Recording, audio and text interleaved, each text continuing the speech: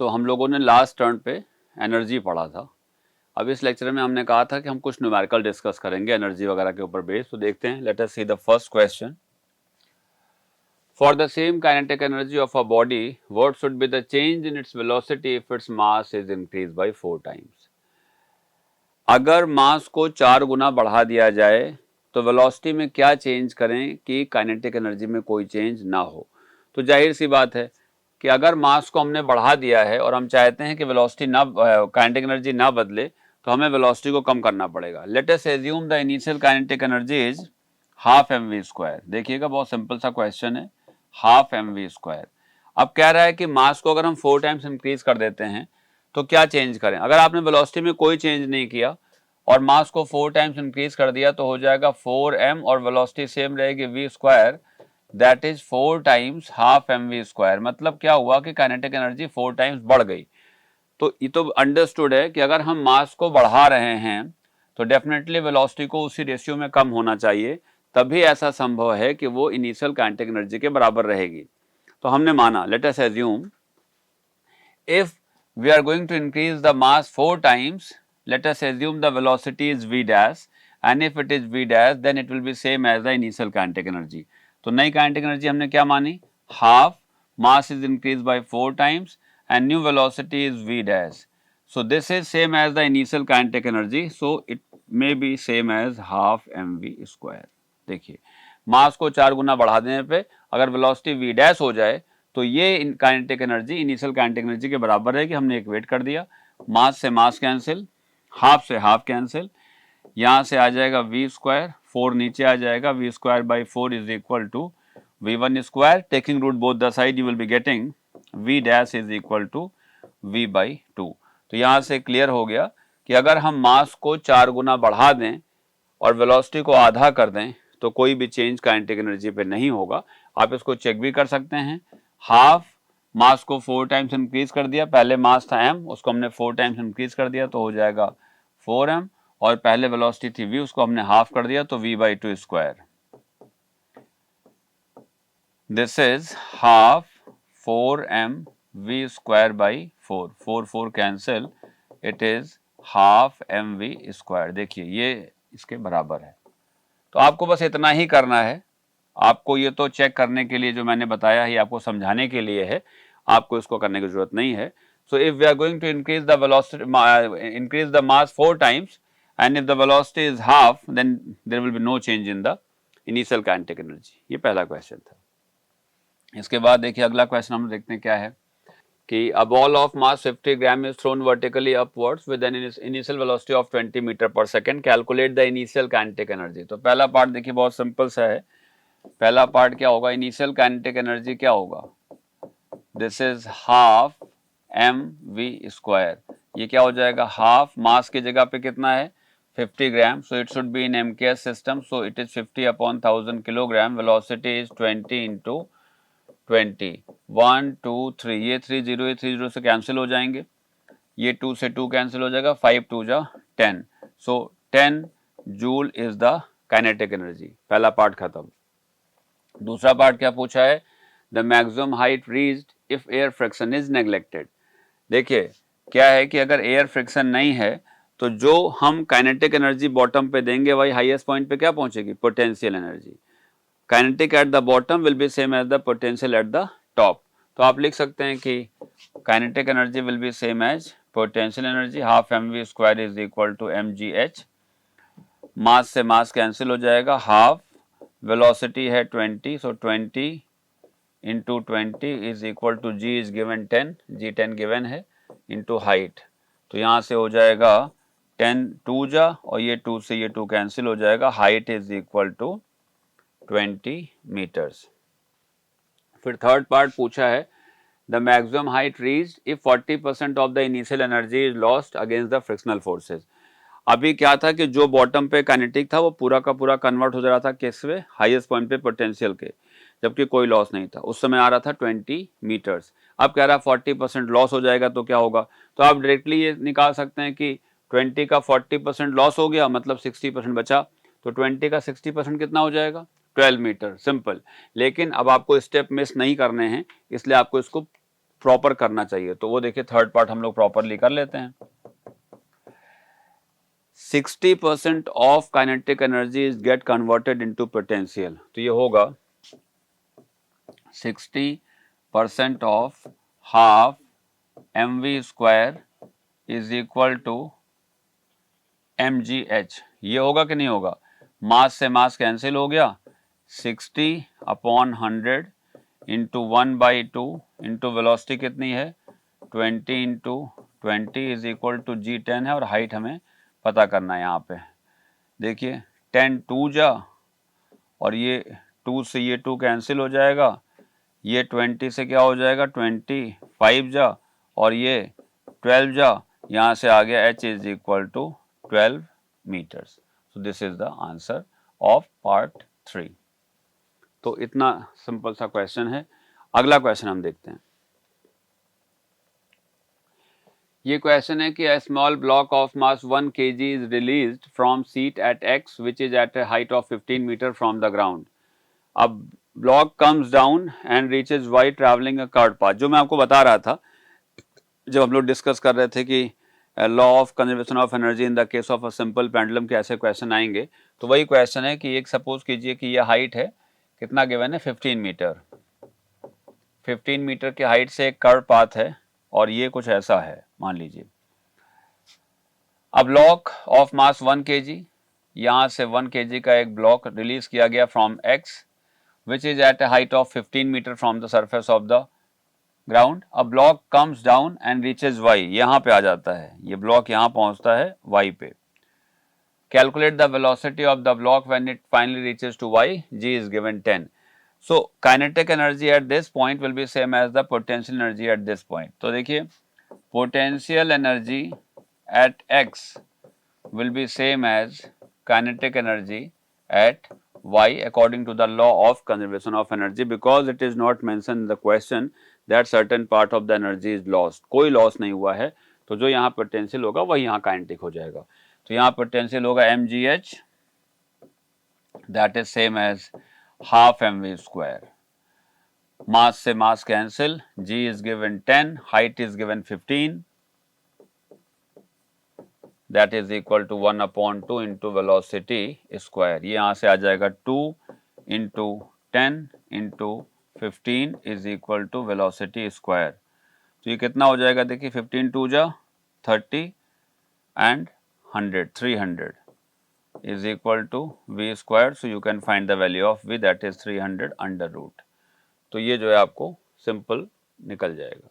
अगला क्वेश्चन देखें। A water pump raises 50 liters of water through a height of 25 meter in 5 seconds. Calculate the power which the pump supplies.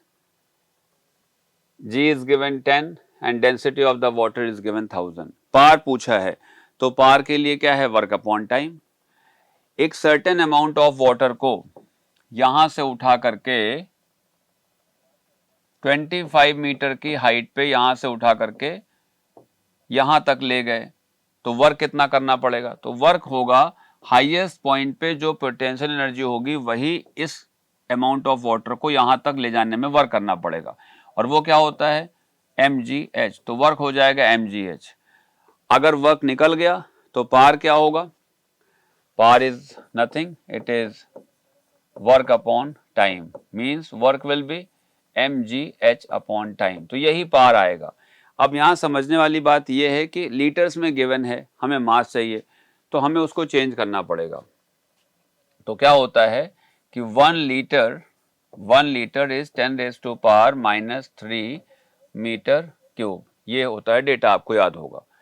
सो कितना ले गए हैं 50 litres. So 50 litres will be equivalent to 50 into 10⁻³ metre cube. ये आ गया क्या? वो volume जो पानी का हमने लिफ्ट किया है। हमें कंसर्न है मास से। मास क्या होता है? मास इज इक्वल टू होता है वॉल्यूम इंटू डेंसिटी। वॉल्यूम कितना होता है 50 इंटू 10⁻³ और डेंसिटी कितनी गिवन है 10⁻³ 1000 मतलब 10⁻³। ये इससे कैंसिल हो जाएगा, यहाँ से आ गया मास हमारे पास 50 kg और हमें यही चाहिए था। अब यहाँ वैल्यू पुट कर देंगे पार इज इक्वल टू मास की जगह पे 50, जी की जगह पे 10 और हाइट की जगह पे 25, वो देखिए given 25 and time is 5 seconds. तो यहां से आ जाएगा 5 5 जा 25, ये हो जाएगा 5 5 जा 25 two 5 0 0 watt and this will be the answer. तो ऐसे सिंपल सिंपल से क्वेश्चंस हैं, आपको बस कॉन्सेप्ट को पकड़ना है, बाकी कोई टेंशन वाली बात नहीं, आप कंफर्टेबली आंसर निकाल सकते हैं। ये क्वेश्चन देखिए, the bob of a simple pendulum is imparted a velocity of 5 metre पर second when it is at its mean position। मतलब ये मान लीजिए कि हम सिंपल पेंडुलम की बात करें, ये मीन पोजीशन है सरफेस ऑफ अर्थ की तरह जिसको ट्रीट करते हैं, ये बॉब है, यहाँ पे इसको एक वेलोसिटी इम्पार्ट की गई है 5 मीटर पर सेकेंड की। To what maximum vertical height will it rise on reaching to its extreme position, कहाँ तक पहुंच जाएगा, एक्सट्रीम पोजीशन मान लीजिए ये है तो यहाँ तक पहुंचेगा। If 60% of its energy is lost in overcoming friction of air, अगर कोई भी लॉस नहीं होता तो जो मीन पोजीशन मान लीजिए ए है, यहाँ पे जो हम इसको काइनेटिक एनर्जी देते वही इस पॉइंट बी पर पोटेंशियल एनर्जी के फॉर्म में कन्वर्ट हो जाता, लेकिन अभी ऐसा नहीं है। 60% लॉस हो गया है, means only 40% of the kinetic energy is get converted into potential.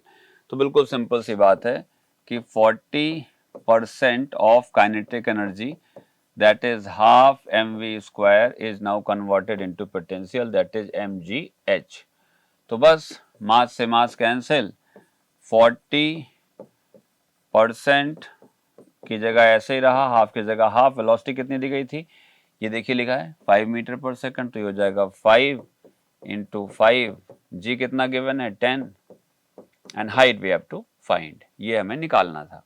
तो आप देखिए कितना आसान है, 5 5 जा 25 होगा, ये 25 4 जा, ये 4 10 जा, ये 10 इस 10 से कैंसिल हो जाए, क्या बचा, height is 1/2, so h is equal to 0.5 metre, this will be the answer. ये आपका आंसर आ गया और कोई दूसरा पार्ट इसमें है नहीं, this is the answer. Next देखते हैं, a bullet of mass 5 gram travels with a speed of 500 meter per second. So mass is given 5 gram, velocity is given 500 meter per second. If it penetrates a fixed target which offers a constant resistive force of 1000 Newton, force is given 1000 Newton to the motion of the bullet, find the initial kinetic energy and number to the distance through which the bullet has penetrated। देखिए पहला part हम लोग पहले देखते हैं।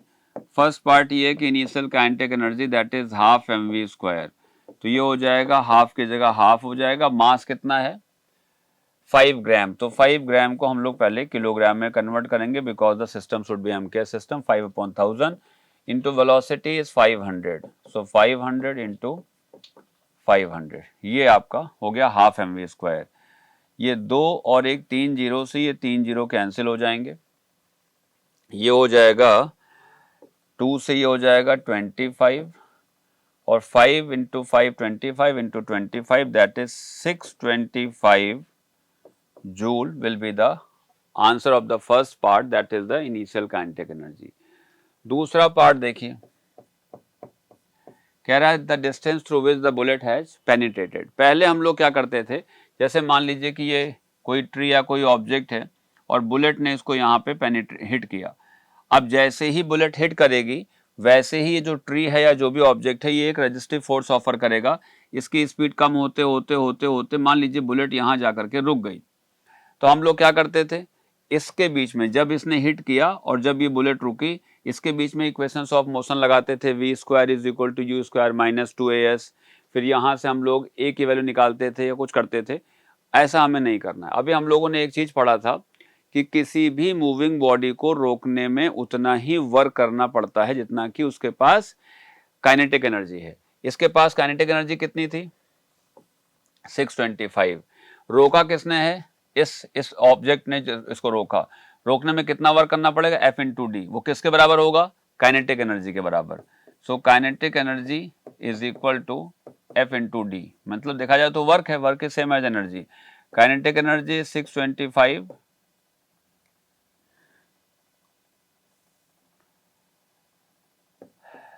Kinetic energy is equal to F into D, क्या है, work, F into D ही लिखेंगे। काइनेटिक एनर्जी कितनी निकाल चुके हैं, 625, फोर्स गिवन है कितना, 1000, and d we have to find. So d is equal to 625 upon 1000, 0.625 meter will be the answer. कितना आसानी से आंसर आ गया। अब अगर यही आपको निकालना पड़ता d, तो कैसे निकालते हैं, यहाँ से देखिए हमें डिस्टेंस निकालना था, तो यहाँ पे हम इक्वेशंस ऑफ मोशन लगाते, v square is equal to u square minus 2as। Initial velocity कितनी है, 500, फाइनल वेलोसिटी कितनी है, रुक गया तो 0, तो यहाँ से आ जाता है u square is equal to 2as। अब हमें चाहिए था s, तो हमें a भी निकालना पड़ेगा, तो फिर हम जाते हैं यहाँ पे फोर्स के लिए कि F is equal to ma, force given है 1000, मास गिवन है, यहाँ से एक्सेलरेशन निकल जाता है, इस एक्सेलरेशन की वैल्यू हम यहाँ पुट कर देते, 2 मालूम है, u मालूम है, s निकल जाता। तो ये एक लेंदी प्रोसेस होता, उससे बेहतर है कि हम सिंपल से इससे आंसर निकाल सकते हैं। तो ये जो है क्वेश्चन था जो आपने देखा। इसके बाद एक और क्वेश्चन ये देखिए, a catapult throws a stone of mass 0.10 kg, mass कितना गिवन है, 0.10 kg with a velocity of 30 metre पर सेकंड। सो u v जो भी कहिए एक ही बात है, that is 30 मीटर पर सेकंड।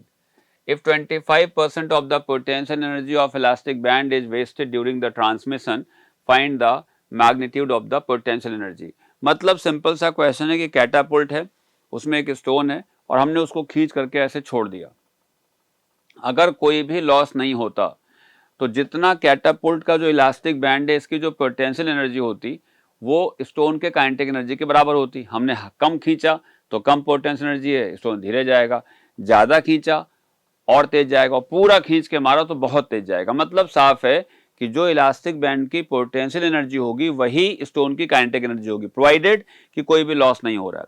लेकिन यहाँ पे कह रहा है कि 25% इज लॉस्ट, मतलब 75% का ही कन्वर्जन हो रहा है। तो पहले हम ये देखें कि जो स्टोन मूव कर रहा है उसकी काइनेटिक एनर्जी है कितनी। तो काइनेटिक एनर्जी ऑफ स्टोन की अगर हम बात करें तो ये है half mv square, that is half की जगह पे half, mass is 0.10 kg, 0.10 kg into velocity is 30, इसका स्क्वायर हो जाएगा 30 इंटू 30। तो अगर आप इसको सिंप्लीफाई करेंगे, डेसिमल हटेगा, नीचे 2 जीरो आ जाएंगे, ये 2 जीरो इस 2 जीरो से कैंसिल हो जाएंगे, 2 5 जा 10, 5 3 जा 15, 3 जा 45, तो ये आ गया 45 जूल्स। ये वो एनर्जी है जो स्टोन के पास है। और आप देखिए क्वेश्चन में साफ लिखा है कि 25% का लॉस हो चुका है, इसका मतलब this is only 75% of the potential energy of the elastic band, that is catapult. हमसे पूछ रहा है कि बताइए एक्चुअल पोटेंशियल एनर्जी क्या है। Let us assume the actual potential energy of the catapult is x। तो ये क्या है, दिस इज 75% ऑफ x, तो यहां से लिखा जाएगा 75% ऑफ x इज 45 जूल्स। तो x क्या होगा, 25 3 जा, 25 4 जा, यहाँ से 3 15 जा, और यहाँ से 15 4 जा 60। So x is equal to 60 joules and this is the actual potential energy of the catapult. This is the answer. तो ये कुछ क्वेश्चंस थे जो आपके कह सकते हैं कि एनर्जी पे बेस्ड थे। इस लेक्चर में फिलहाल इतना ही। नेक्स्ट लेक्चर पे हम लोग और क्वेश्चंस को डिस्कस करेंगे जो और टाइप ऑफ प्रॉब्लम कुछ बन सकती हैं। Thank you so much.